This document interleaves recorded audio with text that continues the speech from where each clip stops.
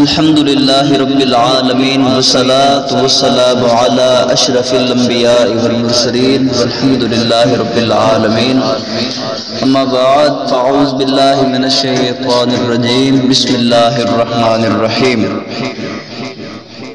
قال اللہ تعالی فی الکلام المجید ومقام آخر وما هو علی الغیب بدنین وما هو على الغیب بدنین سبحان ربک رب العزت اما یصفون وسلام علی المرسلین والحمد للہ رب العالمین الصلاة والسلام علیک یا رسول اللہ وعلا آلک واصحابک یا نبی اللہ الصلاة والسلام علیک یا خاتم النبیین وعلا آلک واصحابک یا رحمت للعالمین محترم سامعین اکرام بھائیو بزرگوں اور دوستو السلام علیکم ورحمت اللہ وبرکاتہ۔ ہمارا جو آج کا موضوع ہے وہ ہے سرکار دو عالم صلی اللہ علیہ وسلم کے علم غیب پر۔ آیا کیا حضور صلی اللہ علیہ وسلم کو اللہ نے علم غیب عطا فرمایا ہے یا نہیں فرمایا، یا یہ کہ علم غیب صرف رب ذوالجلال کا خاصہ ہے اور اس شان میں وہ متفرد ہے، اس صفت میں وہ متفرد ہے؟ آیا صحیح مسلک کون سا ہے؟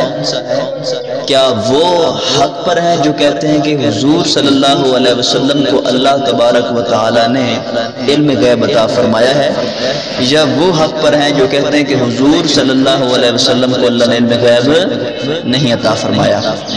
تو آج کے اس گفتگو میں ہم یہ بات کلیئر کریں گے انشاءاللہ۔ سب سے پہلے چند بنیادی باتیں ہیں، اگر آپ ان کو ذہن نشین کر لیں گے تو پھر کوئی بھی جو گستاخ رسول ہے وہ آپ کو گمراہ کر ہی نہیں سکتا، اور کرنے کی کوشش بھی کرے گا تو وہ نامراد ہوگا اور سر پیٹتا ہوا انشاءاللہ واپس چلا جائے گا، جو ہم اصول اب قائم کرنے والے ہیں۔ جب علم غیب کا منکر اپنے دعوے پر دلائل قائم کرے تو درج ذیل باتوں کا خیال رکھنا ضروری ہے۔ نمبر ایک، وہ آیت قطعی الدلالت ہو جس کے معنی میں چند احتمال نہ نکل سکتے ہیں، اور حدیث ہو تو متواتر ہو، یعنی جو بھی آیت علم غیب کی نفی پر پیش کی جائے گی تو ایسی آیت ہو کہ جس سے صرف ایک معنی نکل سکتا ہو، متعدد معنی نہ نکل سکتے ہوں۔ اگر متعدد معنی نکل سکتے ہوں تو اس کا مطلب ہے کہ یہ اس میں احتمال ہے، یہ بھی احتمال ہے، یہ بھی احتمال ہے، تو اس میں احتمالات ہیں، تو ایسی آیت عقیدے پر دلیل نہیں بن سکتی۔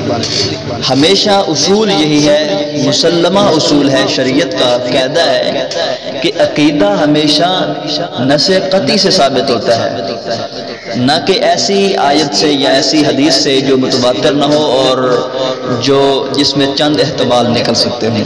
نمبر دو، دوسری بات، اس آیت یا حدیث سے علم کے عطا کی نفی ہو، یعنی حضور صلی اللہ علیہ وسلم خود فرما دیں کہ مجھے علم غیب عطا نہیں کیا گیا، یا اللہ تبارک و تعالی خود ارشاد فرما دیں کہ میں نے حضور صلی اللہ علیہ وسلم کو علم غیب عطا نہیں کیا۔ نمبر تین، آیت یا حدیث میں نہ جاننے کی عربی اور علم غیب کی عربی علیحدہ علیحدہ ہو، یعنی اس طرح نہ ہو کہ لا عالم الغیب، کیونکہ اس میں متعدد معنی نکل سکتے ہیں، متعدد احتمالات ہیں کہ حضور صلی اللہ علیہ وسلم نے یہ ادب کے طور پر ارشاد فرمایا ہے یا تواضع کے طور پر انکساری کرتے ارشاد فرمایا۔ اس میں مختلف علماء کی مختلف آرائے ہیں جو کہ عقیدے پر یہ بات درست ثابت نہیں ہو سکتی۔ عقیدہ ہمیشہ اسی آیت کی حدیث ثابت ہوتا ہے جو قطعی الدلالت ہو۔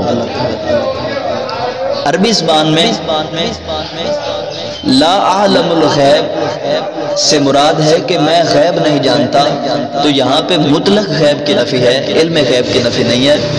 علم غیب جو ہے وہ لفظ ساتھ ہو اور نہ جاننے کی عربی بھی ساتھ ہو۔ نمبر 4، جس آیت یا حدیث میں علم غیب کی نفی کی گئی ہو وہ واقعہ ہو اور قیامت تک کا ہو، یعنی وہ واقعہ جو علم غیب کی نفی کر رہا ہو بظاہراً، تو وہ ایسا واقعہ نہ ہو کہ جس کا حضور صلی اللہ علیہ وسلم کو آگے چل کر بعد میں علم ہو گیا۔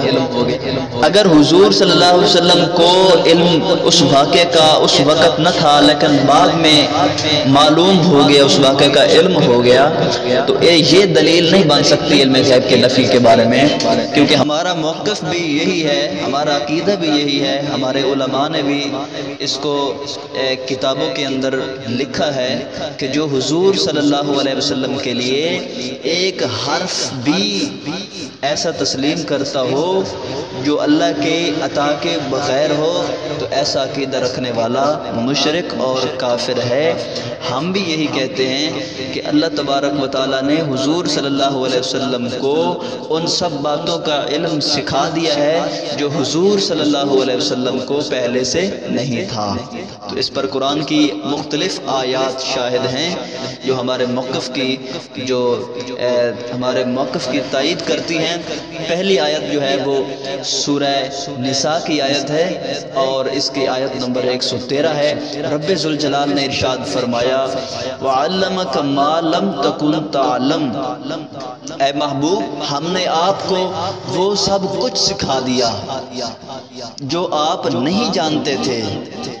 اس آیت میں لفظ ما جو ہے یہ عمومیت کی دلیل ہے، جس طرح قرآن پاک کی دوسری آیات کے اندر اس کی عمومیت موجود ہے، جیسے رب ذوالجلال نے ارشاد فرمایا وَلِلَّهِ مَا فِي السَّمَاوَاتِ وَمَا فِي الْأَرْضِ، جو کچھ بھی آسمانوں میں ہے اور جو کچھ بھی زمین میں ہے اس کا مالک اللہ ہے۔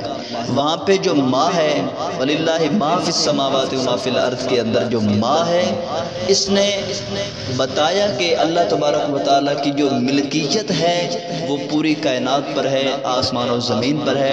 ماں کی عمومیت نے یہ ظاہر کر دیا، وہی ماں یہاں پہ ہے وَعَلَّمَكَ مَا لَمْ تَكُنْ تَعْلَمْ، یعنی جو کچھ بھی آپ صلی اللہ علیہ وسلم نہیں جانتے تھے ہم نے وہ سب کچھ آپ کو سکھا دیا ہے۔ تو اب یہ کہنا کہ حضور صلی اللہ علیہ وسلم کو فلاں چیز کا علم نہیں، حضور صلی اللہ علیہ وسلم کو فلاں چیز کا علم نہیں، تو معلوم یہ ہوا کہ یہ قرآن کی تکذیب کر رہا ہے۔ ایسا عقیدہ رکھنے والا قرآن کی تکذیب کر رہا ہے۔ قرآن تو کہتا ہے کہ ہم نے سب کچھ سکھا دیا حضور کو، اور یہ مولانا کہتا ہے آج کا، یہ مولوی کہتا ہے کہ حضور صلی اللہ علیہ وسلم کو فلاں چیز کا بھی علم نہیں تھا، فلاں چیز کا بھی علم نہیں تھا، فلاں واقعے کا بھی علم نہیں تھا۔ ارے عقل کے اندھو، جب قرآن نے بتا دیا ہے وَعَلَّمَكَ مَا لَمْ تَكُنْ تَعْلَمْ، جو آپ نہیں جانتے تھے وہ سب کچھ آپ کو سکھا دیا۔ اس پر متعدد احادیث ہیں اور اس پر مفسرین کے اقوال ہیں۔ چنانچہ علامہ خازن رحمۃ اللہ علیہ نے لکھا ہے اس آیت کے تحت، آپ فرماتے ہیں، یہ علامہ خازن کی تفسیر ہے اور اس کی جلد نمبر 2 ہے اور صفحہ نمبر 468 ہے۔ اس کے اوپر صاف لکھا ہوا ہے وَعَلَّمَكَ مَا لَمْ تَكُنْ تَعْلَمْ کے تحت لکھا ہے عَلَّمَكَ مِنْ عِلْمِ الْغَيْبِ مَا لَمْ تَكُنْ تَعْلَمْ، اور اٹھاؤ تفسیر معالم التنزیل کو، وہاں پہ علامہ بغوی رحمۃ اللہ علیہ نے اسی آیت کے تحت لکھا ہے علمک ما لم تکن تعلم کے تحت لکھا ہے علمک من علم الغیب ما لم تکن تعلم۔ تو بتائیں ان مفسرین اکرام پر کیا فتویٰ لگاؤ گے جنہوں نے حضور صلی اللہ علیہ وسلم کے علم غیب کا اقرار کیا ہے؟ اگر یہی عقیدہ آج ہم اہل سنت رکھیں تو ہم کیا ہیں؟ مشرک، کافر ہو جاتے ہیں۔ اور ایسا عقیدہ رکھنے والے جو ہیں علامہ خازن جیسی ہستی ہے، علامہ بغوی رحمۃ اللہ علیہ جیسی ہستی ہے، اور امام فخر الدین رازی رحمۃ اللہ علیہ جیسی ہستی ہے، اور امام جلال الدین سیوطی اور ملا علی قاری اور دیگر مفسرین اور فقہاء اور محدثین کا یہ نظریہ ذریعہ ہے کہ حضور صلی اللہ علیہ وسلم کو اللہ نے علم غیب عطا فرمایا ہے، تو آپ کے فتوے کی زد میں تو یہ سارے مفسرین اور فقہاء اور محدثین آ جاتے ہیں۔ تو اگر یہ عقیدہ قرآن کے خلاف ہوتا، اگر صحابہ کے اقوال کے خلاف ہوتا، تو ہرگز مفسرین کرام ایسا عقیدہ پیش نہ فرماتے۔ اگلی بات، اب ہم یہاں پہ آپ کے سامنے ایک قاعدہ کلیہ رکھنا چاہتے ہیں، اور ایسا قاعدہ ہے کہ جس کا انکار کوئی بشر بھی کائنات کے اندر نہیں کر سکتا۔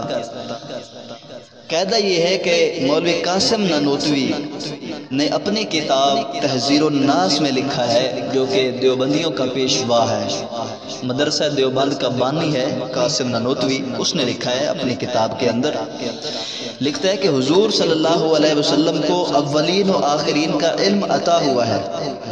حضور صلی اللہ علیہ وسلم، عبارت پہ غور کریں، حضور صلی اللہ علیہ وسلم کو اولین و آخرین کا علم عطا ہوا ہے۔ اگر اس کو دوسری زبان میں کنورٹ کریں، عربی زبان میں، تو بنے گا ما کان و ما یکون، یعنی جو کچھ ہو چکا ہے اور جو کچھ ہونے والا ہے قیامت کی صبح تک، ان سب باتوں کا علم جو ہے اللہ نے حضور صلی اللہ علیہ وسلم کو عطا فرما دیا ہے، اور ہمارا بھی یہی موقف ہے۔ تو اس عبارت سے صاف ظاہر ہے کہ دنیا کی ابتدا سے انتہا تک جتنے انسان یا مخلوقات ہو گزری ہیں یا قیامت تک پیدا ہوں گے، ان کے علم سے زیادہ حضور صلی اللہ علیہ وسلم کا علم ہے۔ آپ کہاں پھر رہے ہیں؟ کن وادیوں کے چکر لگا رہے ہیں آپ؟ آئیے اب غیب کی تعریف اور اقسام ملاحظہ ہوں۔ غیب وہ چھپی ہوئی چیز ہے جس کو انسان نہ تو آنکھ سے دیکھ سکے، نہ کان کے ذریعے معلوم کر سکے، نہ ناک سے یا حواس خمسہ جو ہیں ان کے ذریعے محسوس کر سکے، اور نہ بلا دلیل بداہتاً عقل میں آ سکے۔ جن اور ملائکہ، جنت اور دوزخ ہمارے لیے اس وقت غیب ہیں۔ اگر آپ اس بات کو سمجھ لیں گے تو انشاءاللہ یہ مسئلہ حل ہو جائے گا۔ آگے چل کر اس کے متعدد دلائل بھی ہم انشاءاللہ ذکر کرنے والے ہیں۔ تو جنت اور دوزخ، جن اور ملائکہ اس وقت ہمارے لیے غیب ہیں۔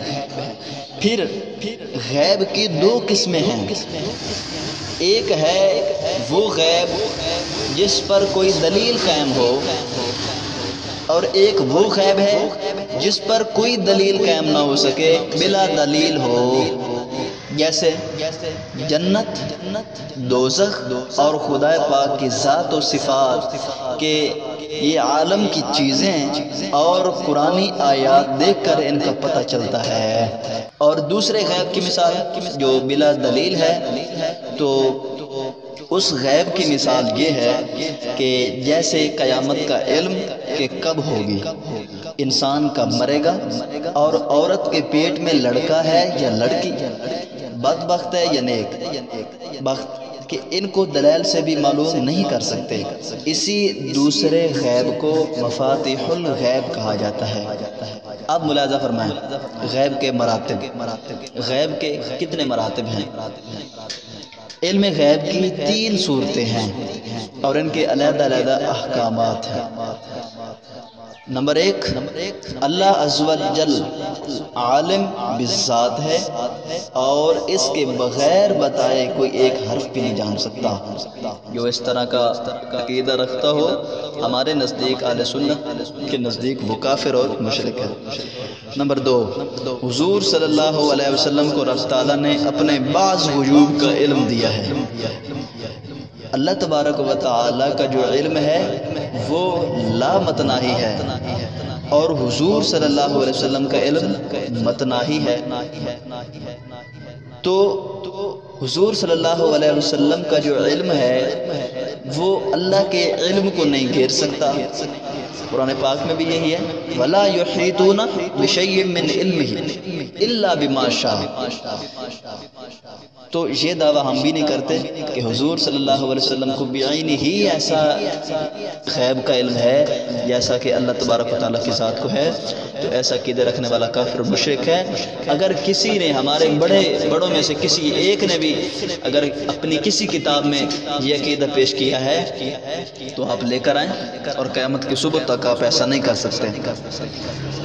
نمبر 3، حضور صلی اللہ علیہ وسلم کا علم اللہ کے مقابلہ میں بعض ہے اور کل مخلوقات کے مقابلہ میں کل علم غیب ہے۔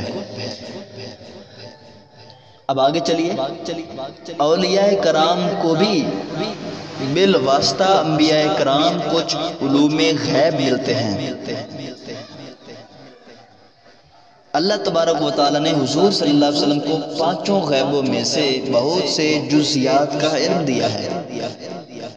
جو علوم خمسہ ہیں، سورہ لقمان کی آخری آیت میں ہیں علوم خمسہ، ان کا پورا جو علم ہے، مکمل علم ہے، کلی علم جو ہے امور خمسہ کا، وہ اللہ پاک نے حضور صلی اللہ علیہ وسلم کو نہیں دیا، بلکہ ان غیوب کی جو امور خمسہ ہیں ان کی جزیات کا علم دیا ہے۔ نمبر 3، حضور صلی اللہ علیہ وسلم کو قیامت کا علم بھی ملا کہ کب ہوگی۔ ہم سنی، حنفی، بریلوی، ماتریدی خبر غیب اور علم غیب میں فرق نہیں کرتے۔ دراصل خبر غیب ہی علم غیب ہے، کیونکہ خبر صادق علم کا ذریعہ ہے۔ خبر اور علم ایک دوسرے کو لازم ملزوم ہیں کہ خبر کے بغیر علم کا وجود ناممکن ہے۔ تو اگر کسی کو مزید تحقیق کرنی ہو تو شرح عقائد علامہ تفتازانی علیہ رحمہ کی جو کتاب اس کو ملاحظہ کر سکتے ہیں اس کی مزید تحقیق کے لیے۔